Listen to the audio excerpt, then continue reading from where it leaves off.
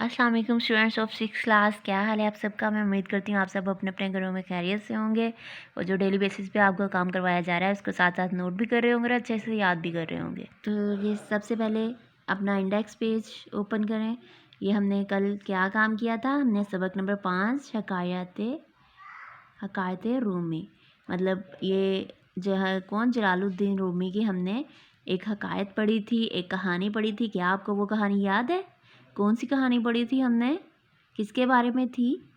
मैं उम्मीद करती हूँ कि आपको वो पता होगा कि हमने कौन सी कहानी पढ़ी थी। एक मुर्ग और कुत्ते के बारे में वो कहानी। क्या आप सबको याद होगा? तो आज हम उस कहानी के अल्फाज, मायने और मुहावरात के जुमले वो हम नोटबुक पे काम करेंगे। सबसे पहले आपने इंडेक्स अपना शुरू से देख लें, साथ मैच कर लें, इसमें से ये सारे काम आपके मुकम्मल लिखे हुए हों। तो इसके बाद आज हम क्या काम करने जा रहे हैं। सबसे पहले अब आपने ये टाइटल पेज बना लेना है, क्योंकि हमारा ये सबक शुरू हो रहा है। तो अच्छा सा प्यारा सा करके आपने लिख लेना है सबक नंबर 5 हकायात रूमी। तो इसके बाद हम ये काम शुरू करेंगे। तो सबसे पहले हम क्या लगाते हैं, तारीख क्या है आज की, 29 मार्च 2021। सफ़े के दरमियान में लिखेंगे जमात का काम। दिन कौन सा है आज, सोमवार, और इस सबक का हमारा पहला दिन है तो इसलिए हम पहला दिन लिखेंगे। अल्फाज के मायने लिखें, अल्फाज मायने। अब ये पहला लफ्ज़ है हमारा दिलचस्प। दिलचस्प का मतलब क्या होता है, अच्छा लगना। पेशन गोइयाँ, मुस्तकबिल के बारे में अंदाज़े लगाना। हकायात, दास्तान, यानी कोई कहानी या कोई किस्सा, कोई वाक़या, तो उसको हकायत कहते हैं। हस्बे मामूल, रोज़ाना, यानी जो रोज़ाना आपका एक मामूल बन चुका हो, रोज़ाना आप उस काम को करते हो। बातूनी, ज़्यादा बातें करने वाला। बातूनी, ज़्यादा बातें करने वाला। हैरत, हैरत का मतलब होता है हैरानगी। शेखी खोर, जैसे हम आम तौर पर भी ये लफ्ज़ इस्तेमाल करते हैं। क्या, शेखी खोर का मतलब होता है शोखियाँ मारने वाला। तो अब हम इन मुहावरात को जुमलों में इस्तेमाल करें।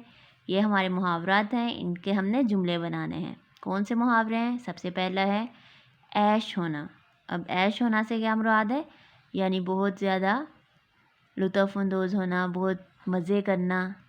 ये अब मालदार लोग अक्सर ऐश उड़ाते देखे जाते हैं, या फिर अली हमेशा ऐश उड़ाता रहता है। इसके बाद दावत उड़ाना, यानी दावत का मज़ा लेना। ऐसे तो मुफ्त की दावतें उड़ाने का अपना ही मज़ा है।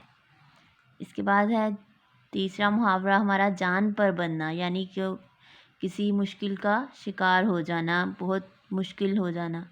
बेटे का खून बहता देखकर माँ की जान पर बन गई। इसके बाद खुशी का कोई ठिकाना ना रहना। खुशी का कोई ठिकाना ना रहना, यानी बहुत ज़्यादा खुश हो जाना, पुरजोश हो जाना। बचपन के दोस्त को देखकर मेरी खुशी का कोई ठिकाना ना रहा, यानी जब मैंने अपने दोस्त को देखा तो मैं बहुत ज़्यादा खुश हुआ। तो आप इन अल्फाज मायने को और इन जुमलों को आपने देख लिया होगा, नोट कर लिया होगा, और इनकी अल्फाज मायने की आपने प्रैक्टिस भी करनी है ताकि इसमें आपकी इमला की कोई गलती ना हो। ये नुक्तों का, दंदानों का आपने ख्याल रखना है और अच्छी सी लिखाई में आपने इसे अपनी नोटबुक पे नोट कर लेना है और इसके बाद इसको अच्छे से याद कर लें। मैं उम्मीद करती हूँ कि आप इनको अच्छे से इनकी प्रैक्टिस भी करेंगे और अच्छे से याद भी करेंगे। अपना और अपने घर वालों का ख्याल रखिएगा।